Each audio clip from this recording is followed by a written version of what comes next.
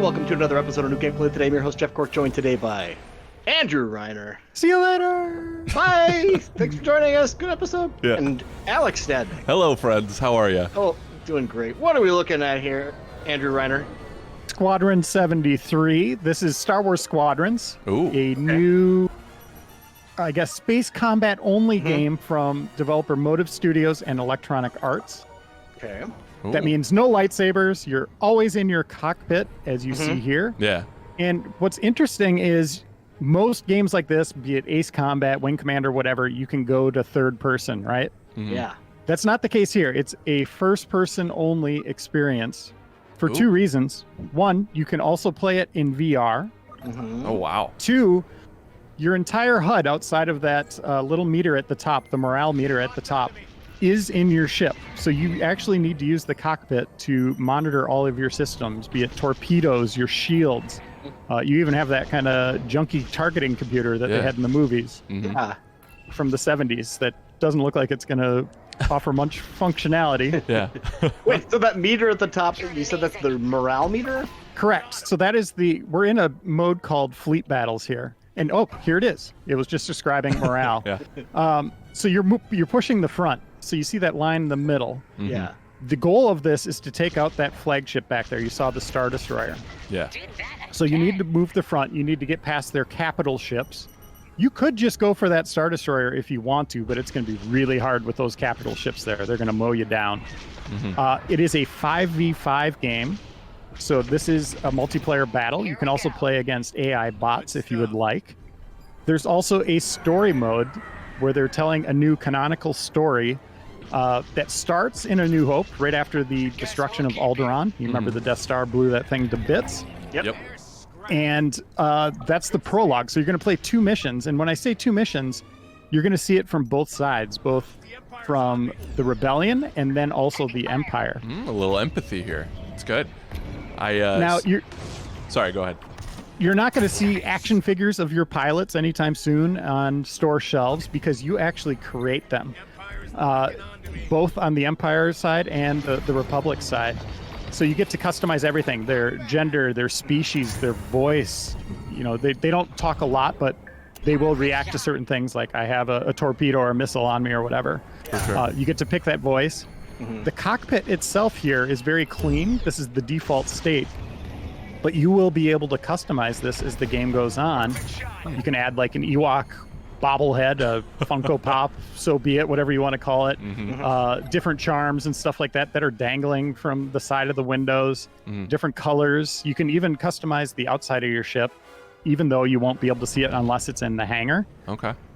You'll be able to see your friends. Obviously, like the S-foils on the X-Wing opening up is such an iconic moment in Star Wars. It looks cool every time, right? Yeah.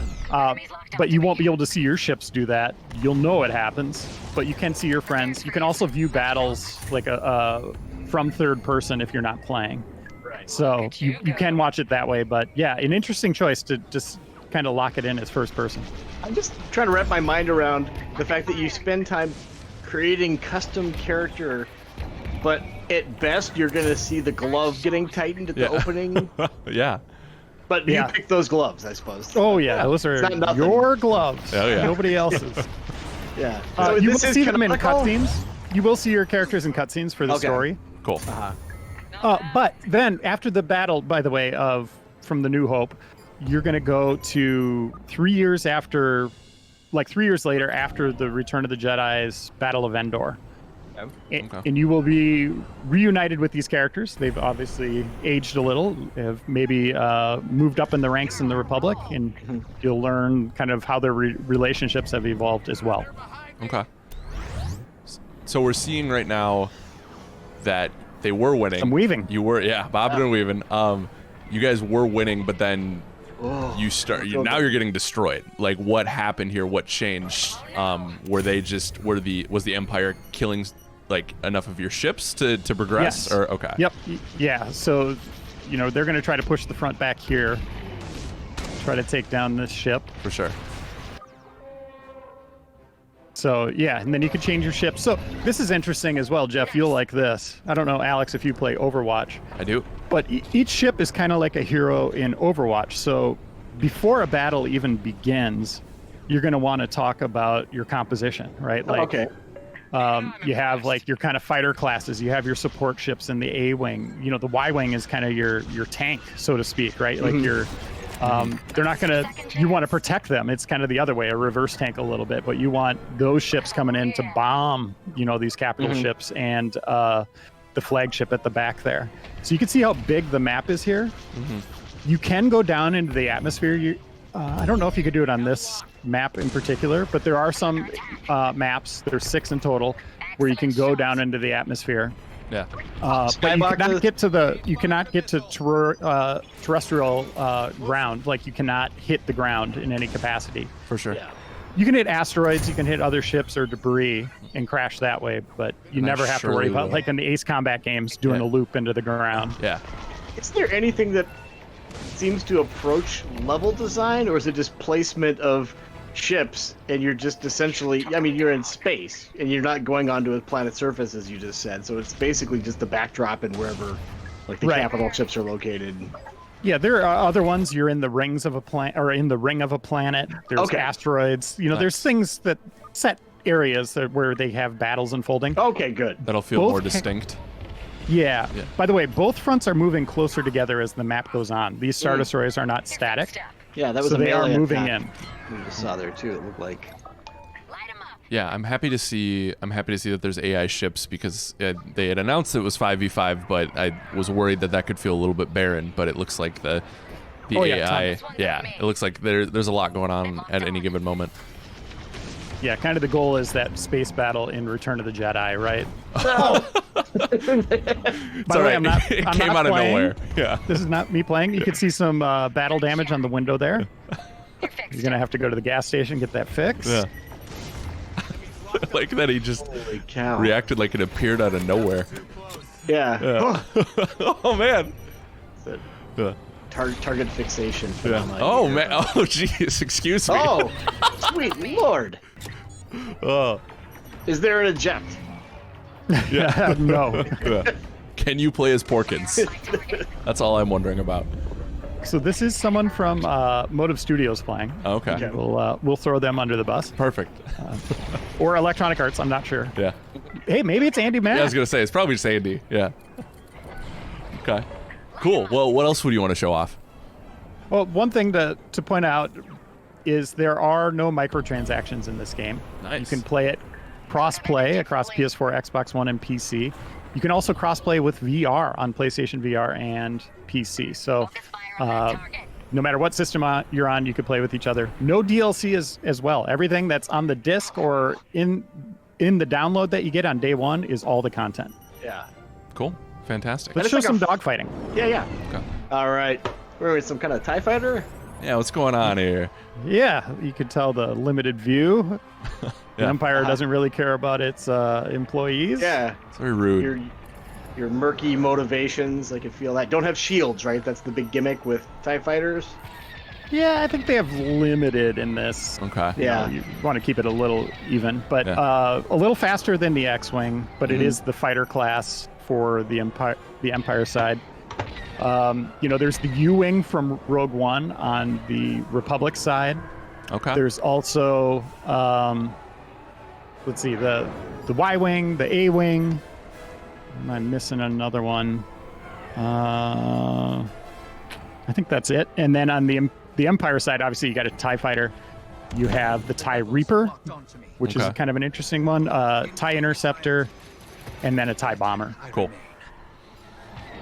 Is the speed difference enough to differentiate the two classes of ships, do you think? Oh yeah, definitely. Okay, and especially the A-Wing. Like that thing is, can kind of use stealth mechanics, stuff like that.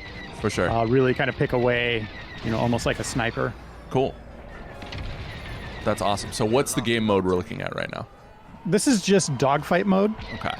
So there's the two modes for multiplayer. Dogfight mode, where it's just kill counts. You see that at the top. You're kind of moving up the meter. And then fleet battles, which is the big conflict, the big moving fronts and all that stuff. Cool. I love the targeting meter on the TIE Fighter, by the way. Yeah. Everything sounds so good and so natural in this world, too. I love it. And a lower entry price point, which is kind of puzzling in my mind. I still don't know why. We don't know how big this game is or anything, or the campaign or anything like that. But it's only going to be $40. Oh, okay. Interesting. See you buy. All right. So, it'll go. Oh wait. Oh, it's a replay. I was like, do you not spawn right away? But we'll see see him spawn shortly. Yes.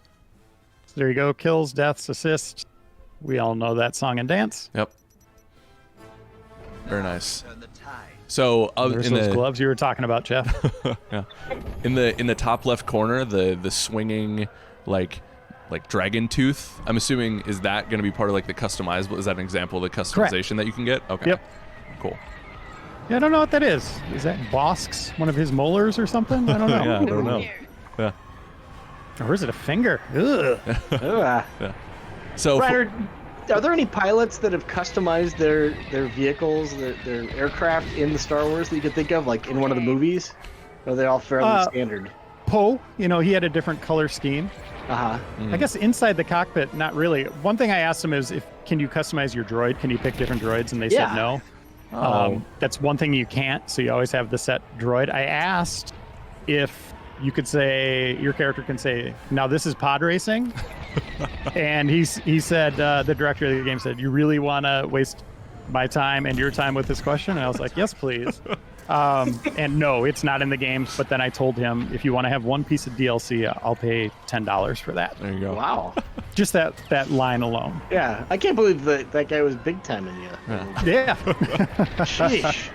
And we never He heard didn't from say that EA first part, again. but- Yeah. But he gave me a look of like, Yeah. Ugh. Editor in chief, huh? yeah. No one told me I'd be talking to nerds making a Star Wars game. Sheesh. There's a Y-Wing going in, Yeah. which is maybe not the best choice for dogfighting. Yeah. It just seems like it was standing still. You almost feel bad for it. Yeah. I'm curious to see like how something like this does as a standalone thing. You know what I mean? Like they've had dogfighting in various Star Wars games throughout the, like as a supplementary mode. But to just Yeah, it was in break out Battlefront on- too. Yeah, exactly. And it was super fun. Yeah. Yeah, I'm all about this. I loved X-Wing versus TIE Fighter. If this is kind of a spiritual successor with kind of all the modern innovations from multiplayer, I'm all about it. I also really enjoyed the Rogue Squadron games. Obviously, this is a very different flavor than that. But yeah, I mean, it's such an iconic part of Star Wars. The ships, everybody thinks about the lightsabers and the Force and some of the characters, right? But man, the vehicles are just as cool in my mind. Yeah. And for whatever reason, we just didn't get those games after that Squadron series. Like they just died out. Obviously, that series went in a bad way in its last entry, but we always should have been getting X-Wing TIE Fighter games. I just think they're fantastic. For sure. Should we see some customization? I think Yeah, I think we take shall. a look at that and call it a day. Cool. Yeah. There's that customization you were talking about. I remember this being the back end of a TIE fighter, though. That's a little weird. Oh, one thing we didn't talk about, there's 50 components for your ship, so you're actually building out the loadout as well. And that handles the what weapons you're shooting, but also how it performs, how it survives, all that kind of stuff. So there's a lot of customization in this, and you can see you can acquire it with one companion cube. Okay. So then you're improving your ship. So as the longer you play, the better your ship's going to be? Yeah, I mean, you'll have more options, right? We'll have to see how they balanced all this stuff, Motive Studios. But yeah, you'll unlock more stuff as you play, not just cosmetics, but just new loadout options as well. I would suspect, and I bet that the team would agree, no matter how much they think they've balanced it, once people get their hands on it, there's going to be some updates and some tweaks because people are immediately going to hone in on like, oh yeah, this is if you want an indestructible TIE fighter, here's what you do. Yeah, exactly. I'm just thankful it doesn't have those microtransactions like Reiner talked about earlier, so you don't. It's not the pay to win scenario. Yeah. Right, and it's such a different song and dance from EA after Battlefront 2, which was heavily criticized for that, and now it's like we're not even venturing in that. Yeah. In those waters, just everything in the game. Look at that. Ooh, you see that? I like that That's one. cool. Yeah. Can you imagine making your TIE fighter 20%, having 20% less health on purpose? Yeah. Good grief. Good lord. Some kind of insurance fraud or something, maybe. Let's see. I will make my escape pod heavily armored and everything else good to go. All right. Well, I think that's a good look. Yeah. That's Star Wars Squadrons out this October, PlayStation 4, Xbox One, PC. Excellent. Well, thank you so much, guys. Thank You you. bet. Wow, that person was really good at playing that game. Those other people were really good at talking about it, too. If you find yourself saying either of these things, subscribe to Game Informer on YouTube for new episodes of New Gameplay Today every week, covering the hottest new and upcoming releases.